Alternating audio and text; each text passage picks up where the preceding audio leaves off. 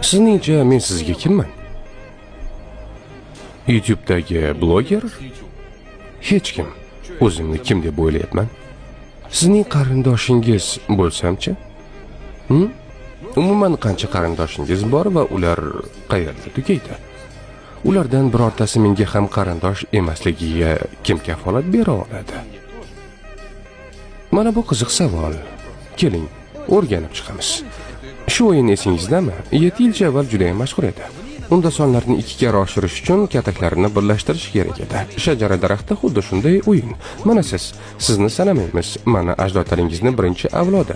Unda 2 kishi bor, ota va ona. Mana ikkinchi avlod. Unda 4 ta ajdodingiz yashaydi. Ota-onangizning ota-onalari. 3-avlodda bir vaqtning o'zida 8 kishi yashaydi. Bu ota-onangizning buvi va buvalari va hokazo. Har bir avlodda har doim 2 karra ko'p odam bo'ladi. Bu yerda bir vaqtning o'zida 16 ta qarindoshingiz yashaydi. Bu yerda 32 ta. Bu cheksiz davom etishi mumkin. Ammo keling, matematika yordamida chindan shunday bo'lishi mumkinligini tekshirib ko'ramiz.